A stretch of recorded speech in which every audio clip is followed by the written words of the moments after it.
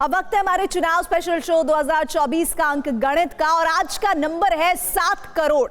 ये नंबर लोकसभा चुनाव में जीत का सबसे बड़ा फैक्टर बन सकता है। 2024 के चुनाव में 7 करोड़ का अंक गणित क्या है, इस अंक गणित को अपने पक्ष में करने के लिए आज प्रधानमंत्री ने क्या किया, चुनाव के इस गणित के लिए कांग्रेस क्या कर रही है, ये सब कुछ आप हमारे इस 100% सटीक रिसर्च के साथ तैयार रिपोर्ट में देखिए।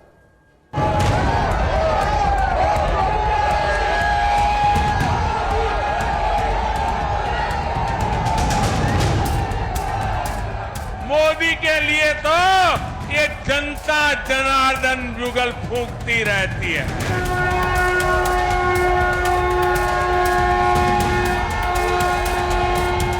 आपका एक वोट देश के विकास की दिशा दोनों आपस में जुड़े हुए हैं।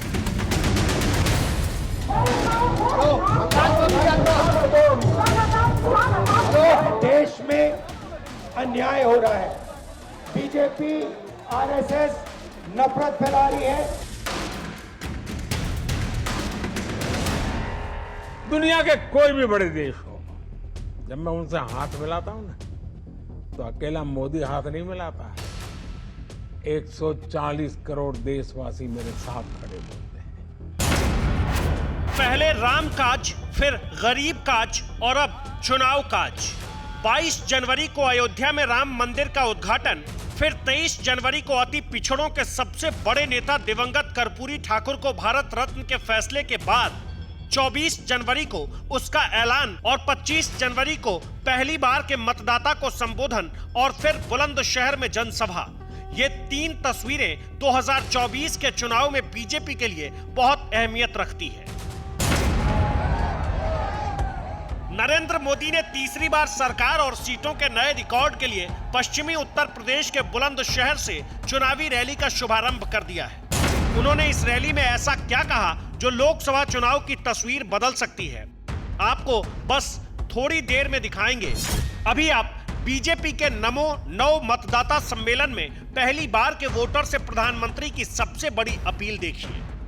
नमो ऐप पर आप मुझे आने वाले लोकसभा चुनाव में बीजेपी का घोषणा पत्र, बीजेपी का मैनिफेस्टो या कहो बीजेपी का संकल्प पत्र कैसा होना चाहिए, खास करके युवाओं के लिए उसमें क्या होना चाहिए, इससे जुड़े सुझाव भी आप जरूर भेज सकते हैं।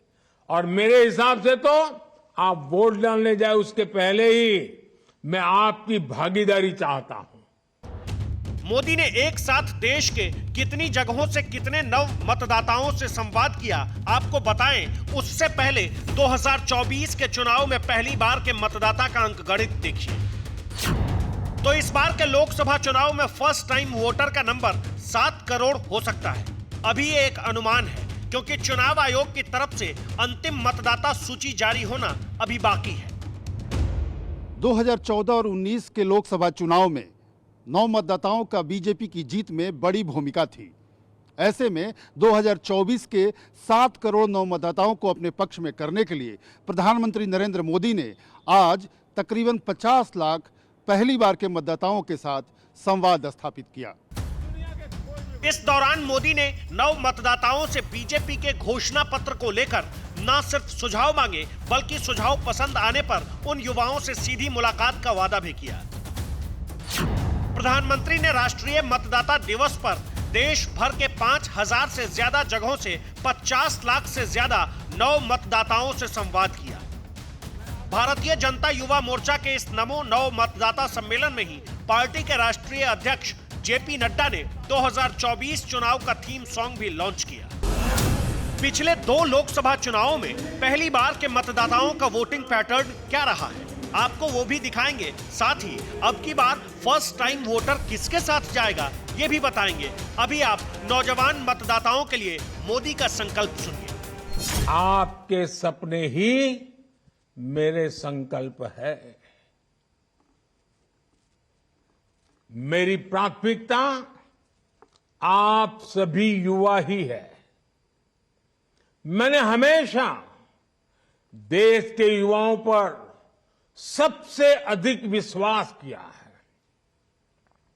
इस विश्वास के कारण सरकार ने ऐसे फैसले किए हैं जो पहले की सरकारों में असंभव से लगते थे। मोदी ने स्टार्टअप योजना, मुद्रा योजना, digital India, drone sector, space sector, उच्च शिक्षा के संस्थान और अनुसंधान के लिए हजारों करोड़ रुपए देने के अलावा expressway, Vande Bharat train, Vistadome coach, bullet train और हजारों हवाई जहाज के ऑर्डर जैसे नौजवानों के हित में लिए गए फैसलों की फहरिस्त गिनाई तो भारत की युवा शक्ति की ताकत भी बताई। दुनिया में ऐसी कोई युवा पीढ़ी नहीं है जिसके पास रामायण और गीता की प्रेरणा और आर्टिफिशियल इंटेलिजेंस पर काम करने का स्कोप दोनों हो। आपके पास ट्रेडिशन की भी ताकत है और टैलेंट की भी ताकत है। आपके पास इंस्पिरेशन भी है, इनोवेशन भी है। बीजेपी के कार्यक्रम में प्रधानमंत्री ने नव मतदाताओं को उनके एक वोट की कीमत भी समझाई। मोदी के मुताबिक 2024 में फर्स्ट टाइम वोटर का एक वोट भारत को तीसरी सबसे बड़ी अर्थव्यवस्था बनाएगा, स्थिर और बड़े बहुमत की सरकार बनाएगा, देश में सुधार की गति को और रफ्तार देगा, भारत में डिजिटल क्रांति को नई ऊर्जा देगा, तो अंतरिक्ष में पहले भारतीय को अपने बूते पहुंचाएगा, अंतरिक्ष में पहला भारतीय स्टेशन बनवाएगा, तो पहला पैसेंजर एयरक्राफ्ट बनवाएगा और दुनिया भर में भारत की साख और बढ़ाएगा। प्रधानमंत्री नरेंद्र मोदी ने पहली बार के मतदाताओं को उनकी वोट की कीमत के साथ साथ पूर्ण बहुमत की सरकार के मायने भी समझाए। उन्होंने ऐसे 8 बड़े फैसले गिनाए जो बीते 10 सालों में बीजेपी पूर्ण बहुमत के सरकार के वजह से ही ले पाई। ये फैसले हैं जम्मू कश्मीर से अनुच्छेद 370 का खात्मा, सैनिकों के लिए 1 रैंक 1 पेंशन, जीएसटी, महिला आरक्षण, 3 तलाक के खिलाफ कानून, नई राष्ट्रीय शिक्षा नीति, SC, ST, OBC के हितों को सुरक्षित रखते हुए EWS के लिए 10% आरक्षण और अयोध्या में राम मंदिर। मोदी ने पहली बार के वोटर से एक बार फिर बीजेपी को जिताने और परिवारवादी पार्टियों को हराने की अपील की। परिवारवाद एक ऐसी बीमारी है जो देश के युवाओं को आगे बढ़ने से रोकती है। परिवारवादी पार्टियों में दूसरे युवा कभी आगे नहीं बढ़ पाते, इसलिए आपको ऐसी परिवारवादी पार्टियों को हराना है।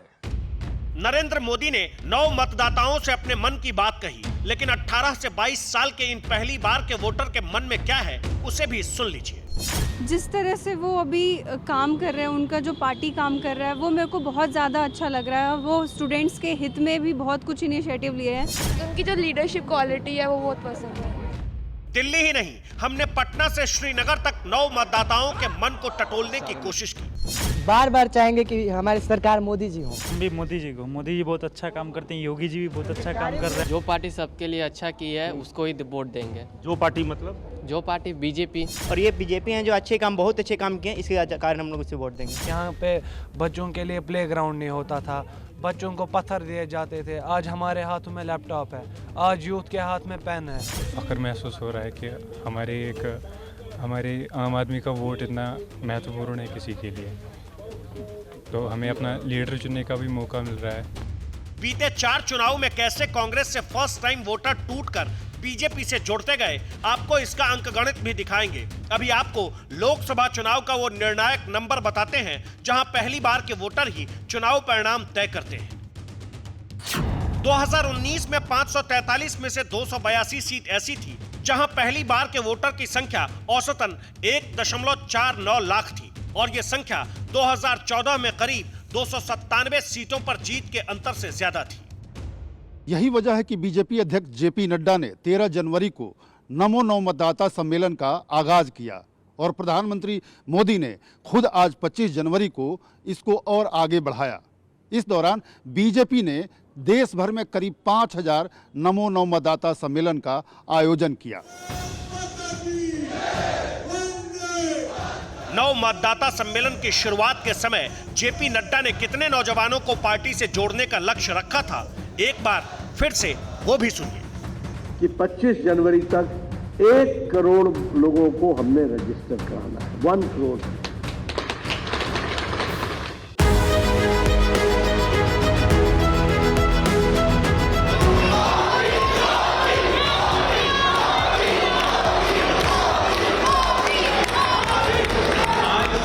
युवा मतदाताओं को जोड़ने के लिए बीजेपी क्या कर रही है आपने देख लिया। अब कांग्रेस क्या कर रही है उसे भी सुनिए। और कांग्रेस पार्टी तो हमेशा नौजवानों को साथ लेकर चलने का, युवक कांग्रेस के माध्यम से उनको जोड़ने का काम कांग्रेस पार्टी ने किया। जब राजीव गांधी जी प्रधानमंत्री थे तो वही एक ऐसे व्यक्ति थे जिन्होंने जो वोट देने का, मत देने का जो अधिकार था उसको 21 से घटाकर 18 किया था। तो हमारा फोकस तो हमेशा रहता है कि हम देश के नौजवानों को साथ लेकर चलें। राहुल गांधी की भारत जोड़ो न्याय यात्रा कहां तक पहुंची है आपको आगे दिखाएंगे। अभी आप पहली बार के वोटर का वोटिंग पैटर्न देखिए, जिसे देखकर आपको लोकसभा चुनाव में फर्स्ट टाइम वोटर की अहमियत समझ में आएगी।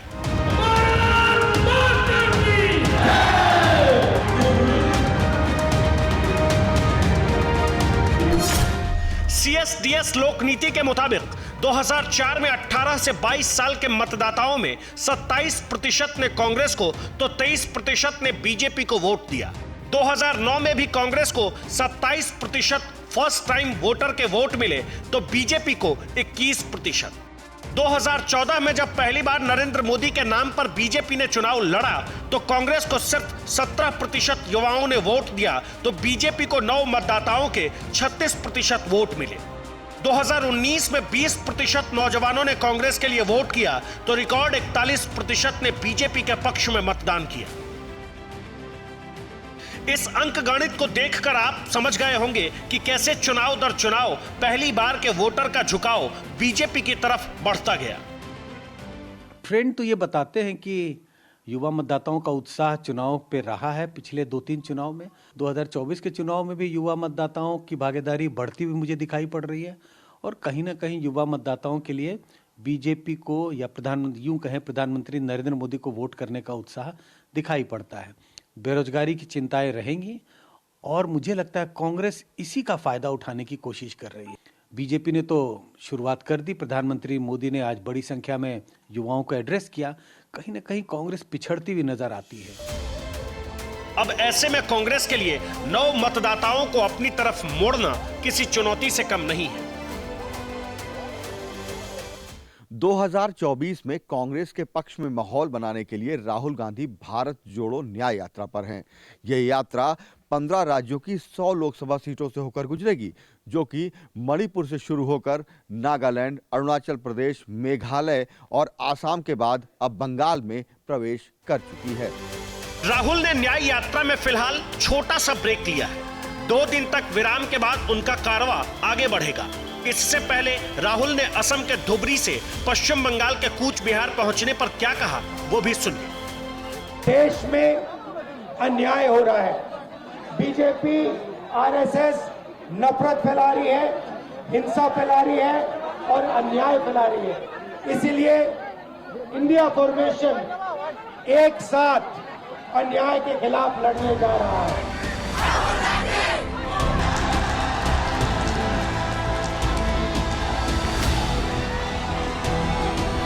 इधर प्रधानमंत्री नरेंद्र मोदी ने पश्चिमी यूपी के बुलंदशहर से 2024 का चुनावी बिगुल फूंक दिया है।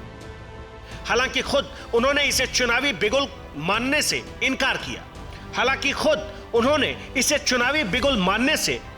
किया।